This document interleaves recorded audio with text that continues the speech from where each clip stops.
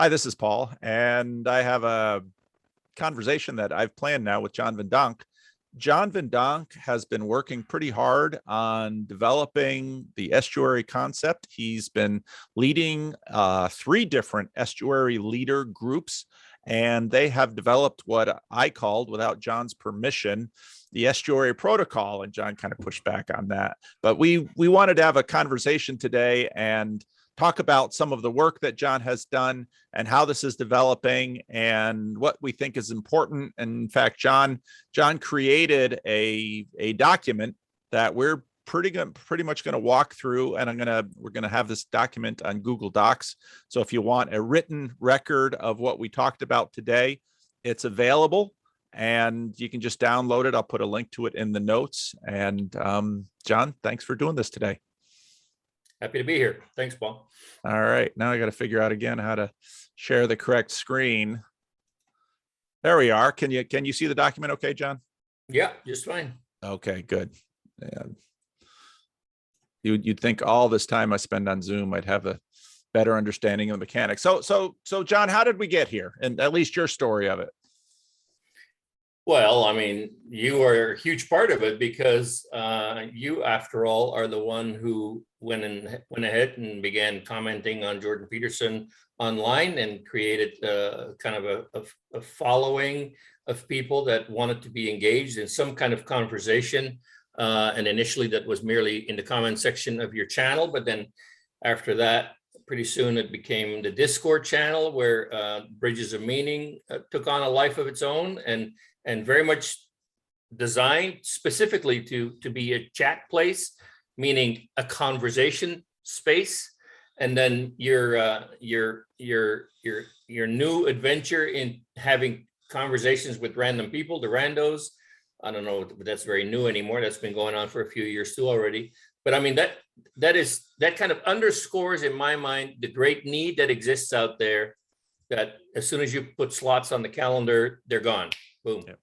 And so there is a real eagerness on the part of people to talk about their lives, their journey, their spiritual experience, their disappointments, their frustrations, in some cases, their successes. And so for people to have some touchstones of places where they can kind of compare notes with somebody who actually is willing to listen and pay attention to what the story entails. And so I think that you have demonstrated conclusively and with great skill that those conversations are important, need to happen, and are happening. So then, of course, a while ago, we talked about, hey, how much of that can actually happen on the ground? Is it only going to be online with your following, or is it also going to be possible to create groups of people that engage with one another in specific locations where they gather people in a room and have those kinds of conversations in real life?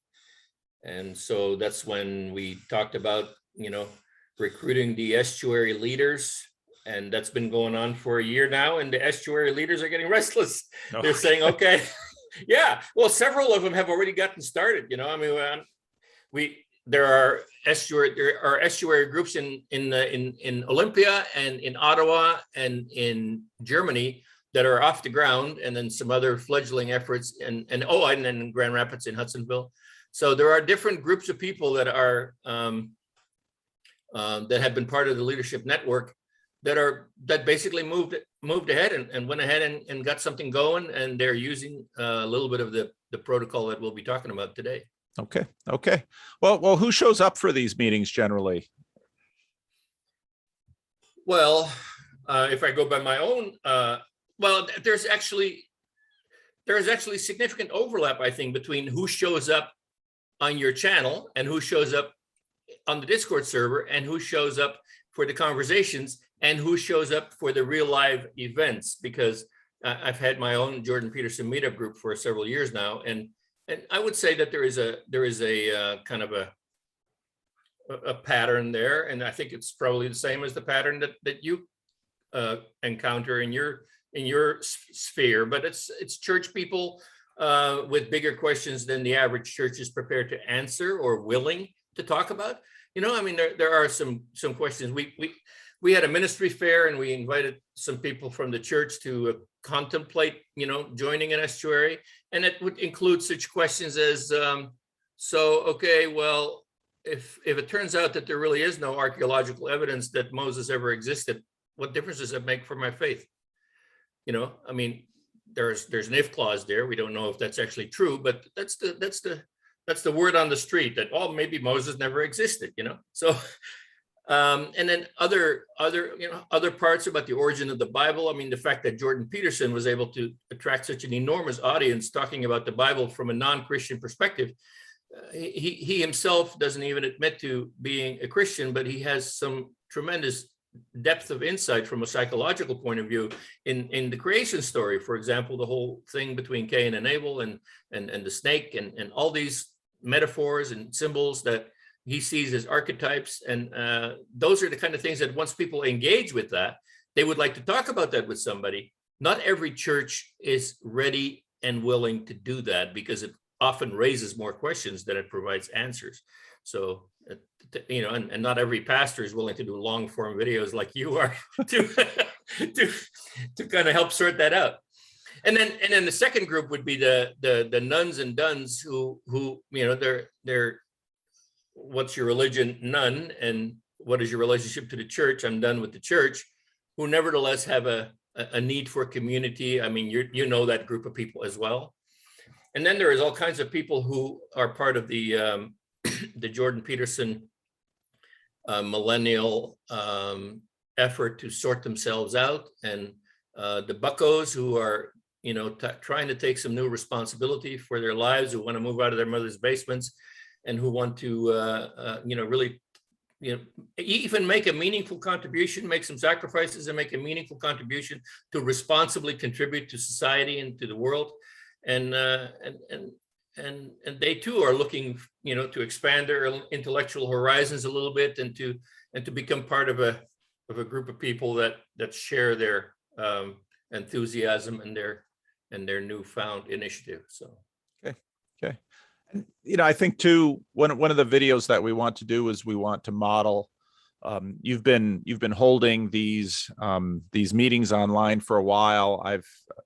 Last month I kind of did a tour and met with all of these groups, and we're talking about maybe holding kind of a model meeting online just to show kind of how it rolls out. And I think listening to your description, some people might imagine that this is very Bible oriented, and it really isn't. That hasn't been true of my local meetup, and that wasn't really my impression of the groups that you talked about. Now, some of the people are active in church, not all of them are, but it's as we get into the protocol itself, I think people will begin to realize that it's quite what the meetings are quite contextual. They can get personal, and this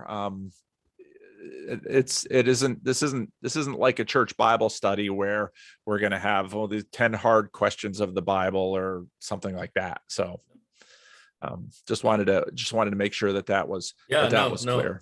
Yeah. All right. So, well, now John and I were talking about this document a little bit here, and part of what he pitched at, and we talked about this, whether this exactly meets who's on my channel and who watches a lot of my videos.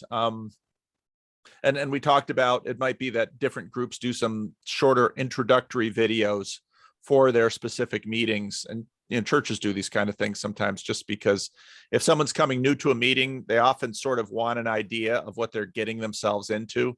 And, sitting with total strangers, some people don't have a problem with that. Other people have a great amount of anxiety about that. So what, now you have a question here. What will they find in an average estuary meeting? What do you think of that, John? Well, that's actually the heading for the whole rest of the thing. The rest of the document, poorly formatted to indicate what the document is supposed to do, but I tried to describe what I do and what we have been doing in an average estuary meeting, and So I don't know if you want me to get into that Yeah, right go ahead. now. Yeah, well, I mean, we have a room where it's possible to put some chairs in a circle. I kind of like to put chairs in a circle because that way I can be one of the group and I don't have to, have this set apart kind of leader position in the circle and create a sense of equality among all the participants. And then it's really pretty simple, small group stuff. You introduce yourself, you include your name and where you're from. And I personally like to know that because that way I know how far you drove to get here. And it gives me a sense of your level of commitment and how often we can reasonably expect to see you. But yeah, and then also the next question included in that would be, please tell the group how you ended up here. In other words, what is the route, often very circuitous, that brought you to this space right here in this group where you're sitting right now. And for quite a few people in the past, for my Jordan Peterson meetups, that was, well, I learned about Jordan Peterson here or there, or I saw it on TV, or I saw a YouTube video, and then I went to the book signing and I bought the 12 Rules for Life, and then I am a member of the meetup.com community, and then I saw that your group exists, and so here I am.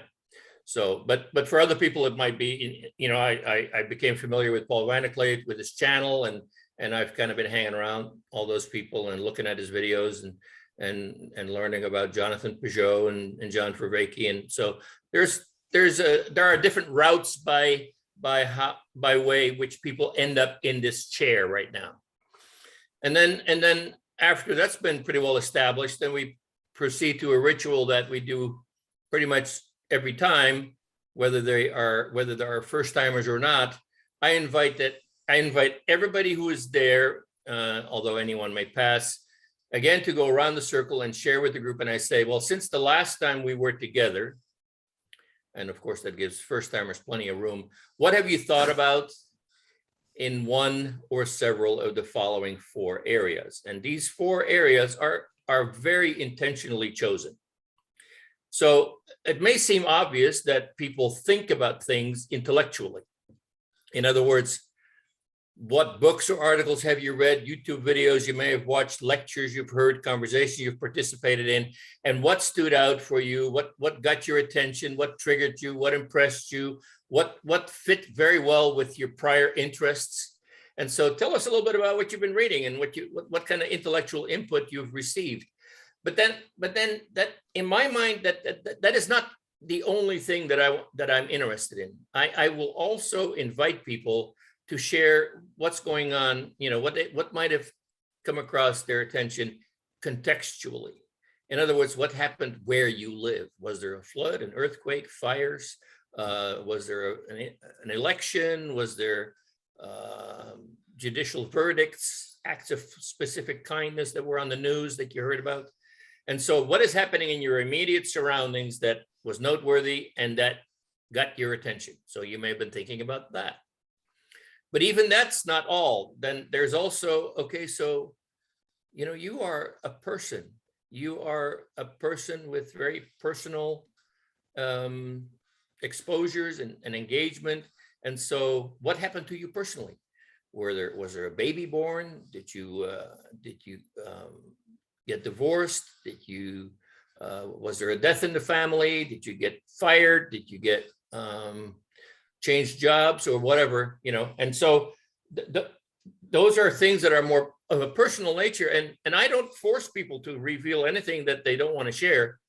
I just want them to have the option that if at this particular moment, you guys may all be talking about this latest book by some desert father that we are all going to talk about with great enthusiasm, but I'm bleeding because, my mom just died. And I want people to have the opportunity to say that at that moment, because I want to create an atmosphere where people also care about each other personally. And then fourthly, I want people to have a sense of self-awareness about the group that they are part of. So what have you been thinking about estuarily? I made up that word. It's a stupid word. It doesn't make any sense. But I put that in there because I want people to take some ownership of what happens in the group. What have you been thinking about when it comes to the way this group works? What does it mean in your life? What do you like? What don't you like? What would you like to see different? So I want to, now this is perhaps more relevant to my leader group that I've been doing this with. So because they actually have a little bit more responsibility for the group, for the groups that they're going to implement in their specific location. So I do want them to be aware of the machinery of the group and the machinations of the group and the dynamics of the group. But I think that anyone and everyone, it would be good to at least alert them to the fact, hey, we're together here. We are together in the estuary. What does that mean? What do I think about when I think about that? So I want to give them the opportunity to think about that also. So now we have a bunch of ideas on the table. I don't know if you want to react to any of these four initially, or. Well, I think it's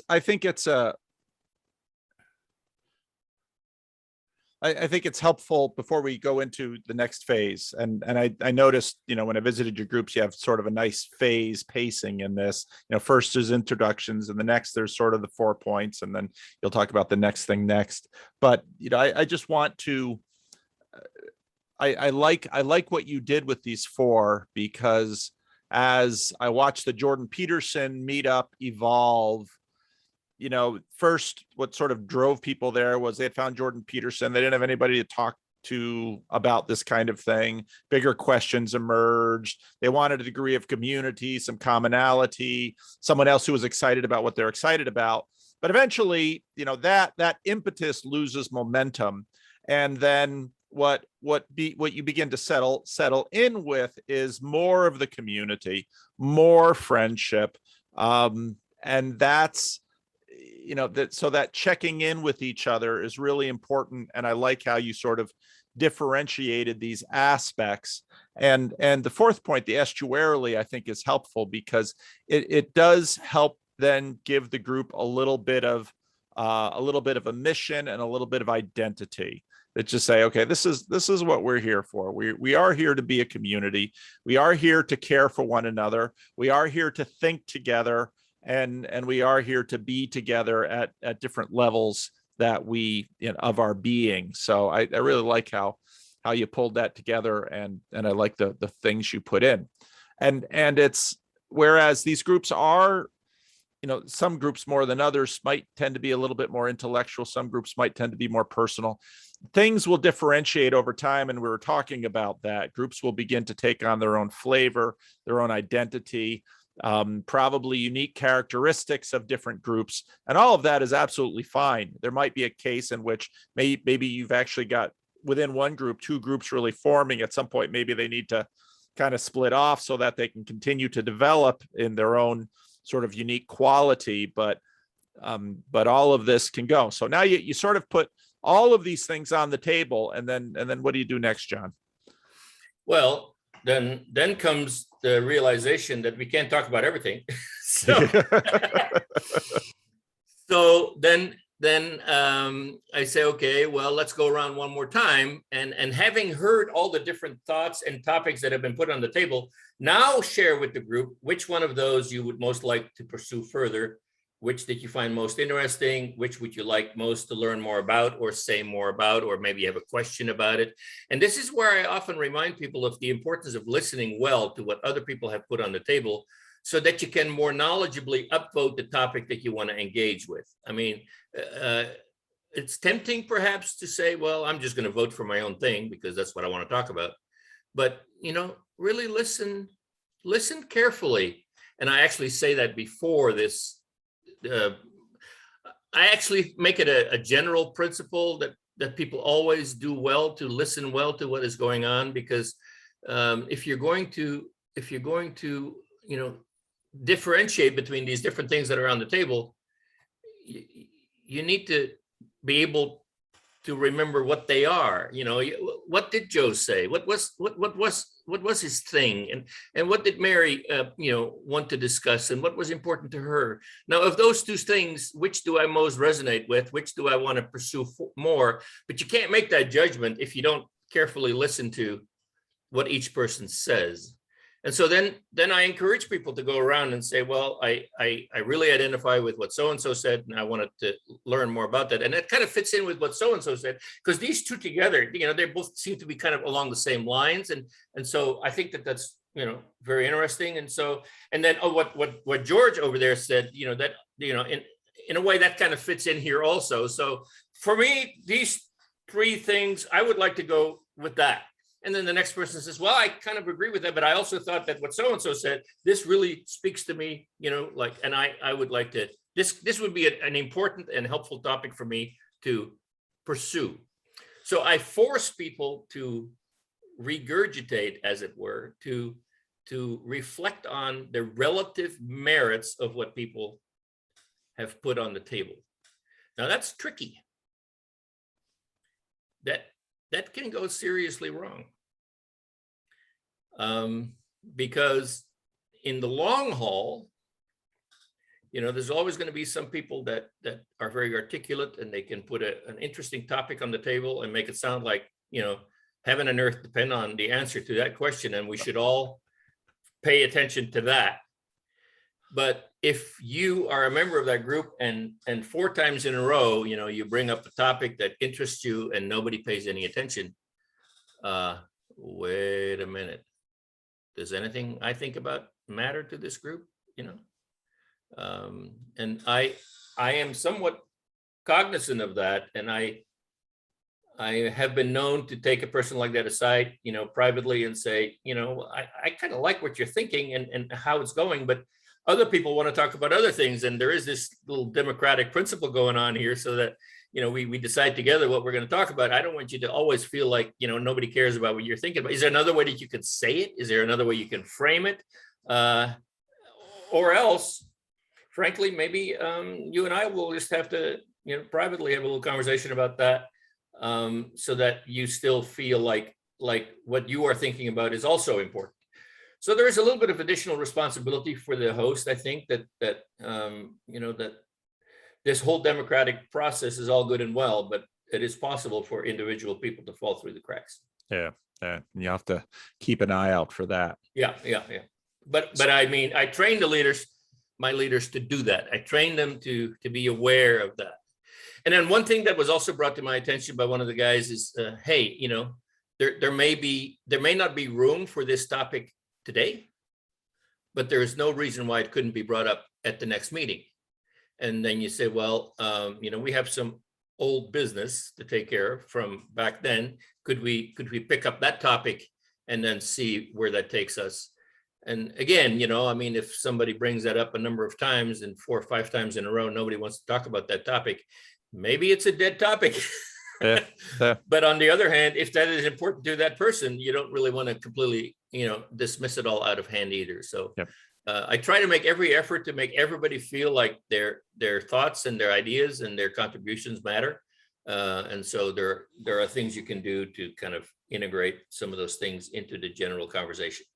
But yeah, no, what it basically is this is how we decide together as a group what we're going to talk about that particular meeting. What have you learned about group size? Good question. I think that anytime you go beyond 7, including the leader, maybe 8, including the leader, you're pushing it. Yeah. How about length of meeting? I have not experimented with that. I go for the 2-hour slot, and if people have to go to the bathroom, then they'll have to do that on their own. Yeah.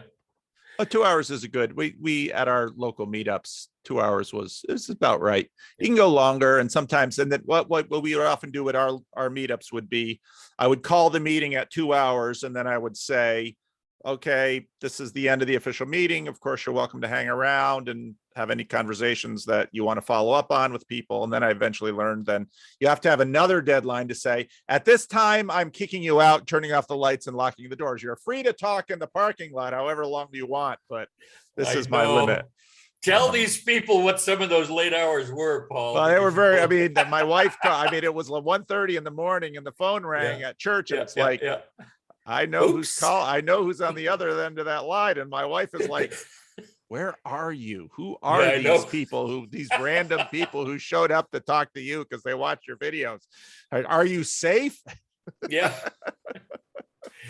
Well, we had a dynamic in the previous venue that I used at the clubhouse of the park where I live, and we have these two really nice, very plush clubhouses, and one of them was available to me to have the meeting at, and I signed it up for 3 hours.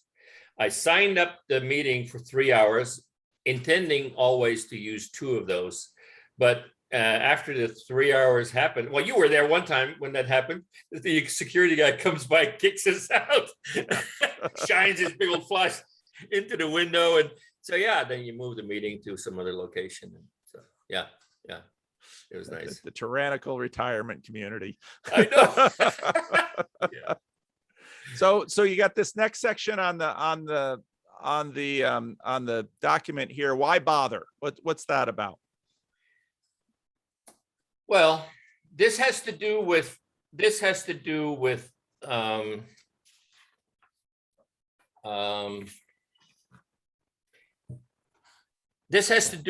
some of the difficulty of deciding democratically what we're going to talk about, because different people bring different topics to the table, and quite frankly, we cannot always arrive at conclusive answers even, and I do not participate in the conversation as the answer man. I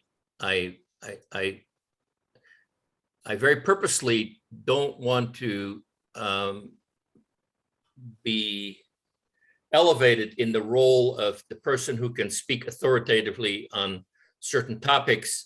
I'd rather see people wrestle with it and perhaps refer them to books or resources. I actually have every intention for the estuary groups that are starting in our community here to regularly refer people to conversations that are happening on your channel, and they can go through the archive and they can find places where this stuff has been discussed before. And so I very much do not want to have a authority, canon, faithful, obedient followers dichotomy. I very much want to be egalitarian, and that's fine for people who are open, high in openness, people who can live with loose ends, who can live with questions. But I think that it leaves some people a little bit uncomfortable, because there are always going to be people who very much feel a need to be taught by credentialed authorities, who want to have an agreed upon truth. They want and then this democratic way of doing things just seems a little bit like pooled ignorance. You've heard that phrase before. We're all sitting around, sharing our ignorance with each other, and what's the point of that? And so then out of that arises the question, why bother? And I feel that question could be reframed and say, even if you are not high in openness, there may be another way to look at this process and actually see some value in why bother. And so I wrote that down as another point here.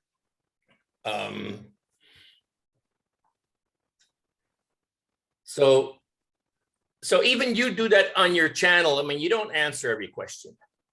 And on the Bridges of Meaning, they don't answer every question. And when you do your Friday morning questions and answers, even then there are some loose ends. And when somebody says, my brother-in-law calls me a heretic, should I be worried? Well, we don't know what the answer to that question. Maybe you should be worried, but maybe it's not about this. I know. I've got my own list of things I worry about you about. Exactly. But this whole I don't think that all the value of doing this lies in the right answers to the right questions at the right time and in some kind of a intellectual exercise, because I think that what may well be as important is the experience of gathering. That's why I wrote this list down. The experience of being known by name and perhaps by reputation.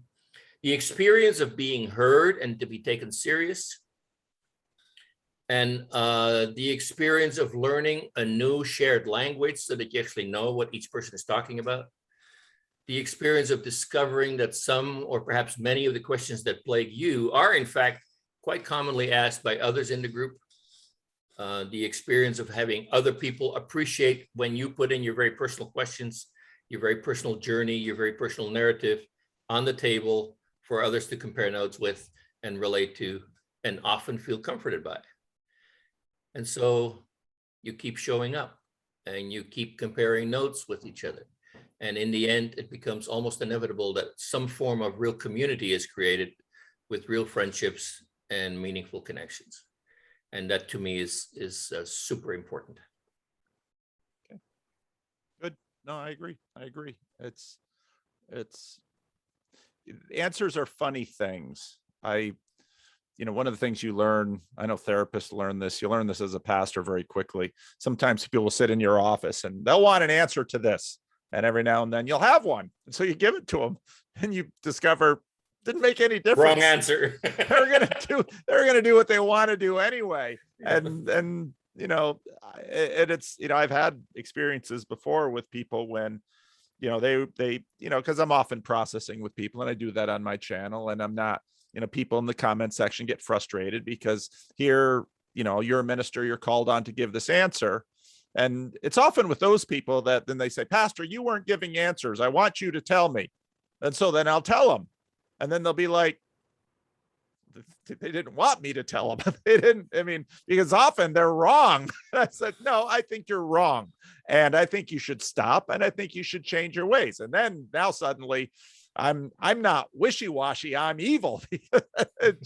And so you do that as a pastor enough times and you realize that answers aren't quite what people imagine them to be, and they don't work in our lives quite as directly as we imagine they should.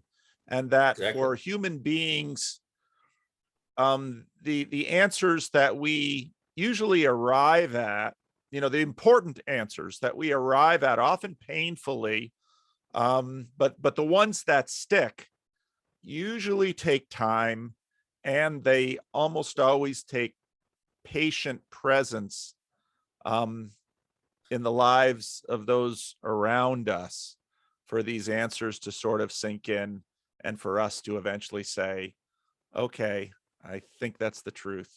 And as much as I don't necessarily like it or I don't want to live with it, one way or another, I'm going to have to make my peace with it and deal with it. And that takes time for people. But it's also really nice when you see that happen after they've first learned to trust the space where those answers first began to emerge.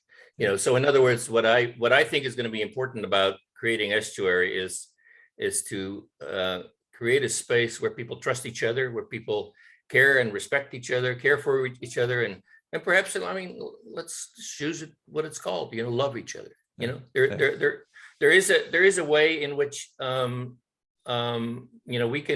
we can talk about highfalutin concepts and ideas, and oftentimes they are merely a diversion from what's really going on in our lives and in our hearts. And what we really need is not so much to have those things addressed very specifically and immediately, but perhaps to first create a little bit of a relationship where we could learn to trust each other, so that when somebody says something, that makes sense. I could use that in my life. Yeah. And maybe I ought to think about that a little different than I normally do. So yeah. And then then the next thing, of course, is the realization that in this whole context, anything can go wrong. Murphy's Law applies here. Yeah. The estuary is really quite fragile. Yeah. You can think about it even in the symbolic and metaphoric terms that we talk about, when the currents from the rivers, the tide or the churning river comes into the estuary, and the crashing waves and the dangerous animals of the sea come in. And as my friend Luke from Australia often says, the estuary crocodiles come in. and so it is not so difficult to completely upset the apple cart. Yeah. Serious mixing of metaphors here, but to have the fragile ecosystem that just barely takes hold get completely washed out to sea, and you got to start over again. Yeah. Because the truth be told is that we are not all people who come in with love and respect. Sometimes we come in as high need people, and we feel like we need to dictate the conversation according to our own perceptions of reality, and so we're forceful, we're bullies, we are perhaps impatient or whatever. And so all these things can contribute to the thing going south. And so there's not a whole lot any leader can do about that. There are some small ways in which we can learn to manage that a little bit. That's really one of the reasons why I think that the shared participation and ownership of the content, that whole democratic process, I think helps a little bit to kind of take the pressure off of people that come in and want to take over the meeting, so to speak. But it can still happen, and so when it happens, then you lick your wounds and start over, and try and be forgiving and patient with each other. I like to think that we can use the 3 LNR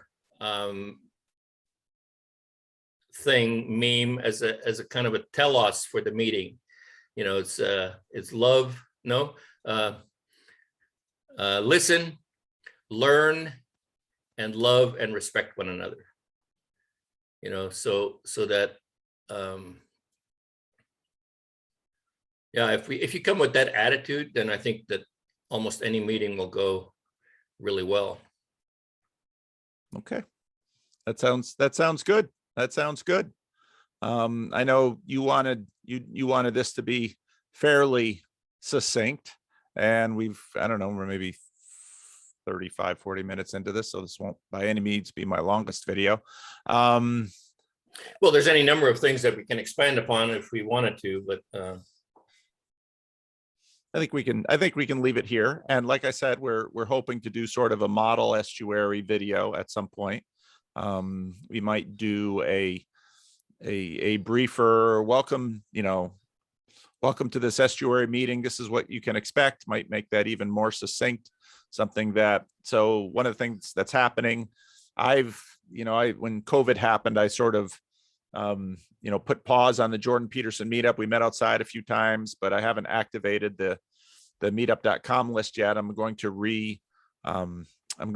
re-edit that and call it an estuary group, and probably Delta and all the havoc that's raising now in terms of church. And once some of this stuff settles down, probably get our Sacramento one going again. But in your corner of the world, actually, you've now you used to use the clubhouse, and you're going to be doing it even in the church that you go to, right? Yeah, and I'm super proud of our congregation here, and they thought about what it means to have conversations on the edge, and of course that's been part of our church website for more than a year already. And nothing much happens when it's just in the virtual space. In fact, we don't actually even know who took advantage of how many people visited that site, and they were all directed to you. Go see what Paul is doing on his channel. Go to the Discord server. Go. So now we are actually saying to people, hey, if you're interested in this kind of thing,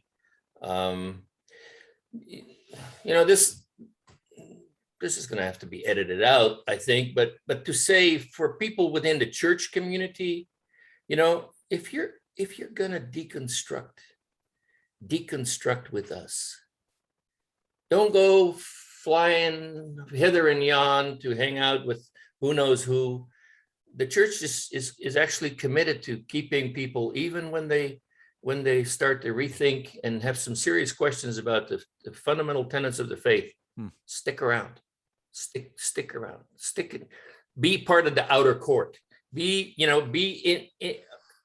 close to the cathedral, stick with the community here. And so they actually very visually and very much imagined Estuary as being both within the sphere of influence of this local church, but not completely a part of it. So it's kind of a beautiful, kind of the way I thought you originally intended Estuary to be positioned. And of course, we've played with this language long enough, and there are enough people here at Crosspoint who are familiar with the language and have kind of bought into that and incorporated that into their thinking. And so when it was presented to the elders, it was presented that way, and the elders approved it. And so there you have it. Good. Well, and the first video then you and I did, and I have a John Van Donk playlist, so you can see all the videos with John Van Donk in on the channel if you want to. Recently, one guy named Phil, he was going through all the old archives of all the multiple conversations with people, and he went through the whole John Van Donk list. He'd always leave a little comment at each of the videos. But you John, one of the things that I really appreciate about this is, for some people, Estuary is sort of a place where you can sort of look at the church from the outside, but you don't necessarily have to go in. And for other people, they're sort of heading out, and maybe this is a place to stay for a while. And you who had been you were an ordained minister in the Christian Reformed Church for a number of years. And you've had your bumps in the road. And so, and actually, I think, it speaks volumes of your church and your congregation, how, at a very difficult point in your life, I mean, they put their arms around you and they loved you, and you've got your share of questions and ideas that maybe don't always align so well with everything that everyone in your church thinks of, but yet they were still your church and you were still a sheep in their fold. And so I find this opportunity and this space that the elders of your church that has granted and afforded this, I find that to be quite inspirational, and I think something worthy of esteem. So I'm really, really excited to see, you've sort of been doing this sort of on the side in the clubhouse at the park where you live. And now it's actually going to be right there in the music room at Crosspoint Church on campus. Yeah. And I know others who have been, thinking about starting a group have had some frustration with their local churches because churches are a little bit hesitant. I mean, this isn't a Bible study. No, it's not a Bible study. And there's no authority here who's going to be, delivering the dogma to people to straighten them out. No, that's not what we're doing. No either. Proselytizing. No. And so, but I'm really impressed that your church opened its doors to this. And I think you are exactly the right person to do this. And I think your church thinks that too. So I think it's a good thing. So, well, anything else you want to touch on? Because I'm not editing, because what you just said right now is the best part of the video. Well, no, I also am very grateful, but I think that the gratitude goes a number of different directions, Paul, because you have done an amazing job of conceptualizing the space of Estuary and then modeling the behavior that is valuable in the Estuary on your channel, and encouraging that in various venues, such as, for example, the Bridges of Meaning and especially your random conversations, your randos. And I know all kinds of people that have had personal contact with who were greatly blessed by just your ability to listen, and your ability to reframe some things, and your ability to not cram anything down anybody's throat. And I think that creates a trust. And I think your subscriber list testifies to that. Thank you. It's very kind. All right. So the document, I'll have a link to it, the Google Doc down below, so you can scroll through it. John, I don't know if there's an email address you want to put on that document or not, that if, John started his groups about a year ago. He's got 3 groups. You might have to start subbing out some of these groups. Let's say if there's a leader or 2 who you think really have the concept and who are willing and available to do this, we might have to continue to expand these sort of core leadership development groups. So, and some of the people, I think some of the people took to those groups.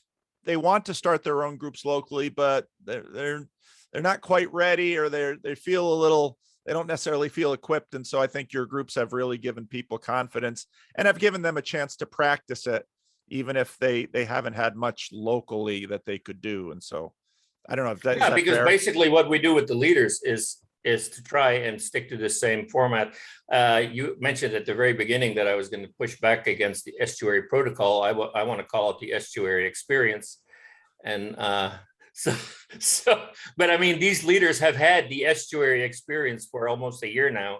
And I think that several of them will testify that this can work in other settings as well. So, yeah. And so if you're interested in getting in on some of that training and experience and development, talk to John. Go find the other video. Go find the other video, but get in touch with John and he can give you a link to these groups. And right now you've got 3 groups, and maybe you'll get another 5 or 10 or 15 people, and you have to start a few more, and that wouldn't be too bad. I can say it because I'm not leading them. So no, I love doing it. I love the people that are associated with it. And I've made some tremendous friends all around the world this way. So it's quite fun. All right. Okay, John, I'm going to end the video. Don't hang up. Okay, land the plane. All right.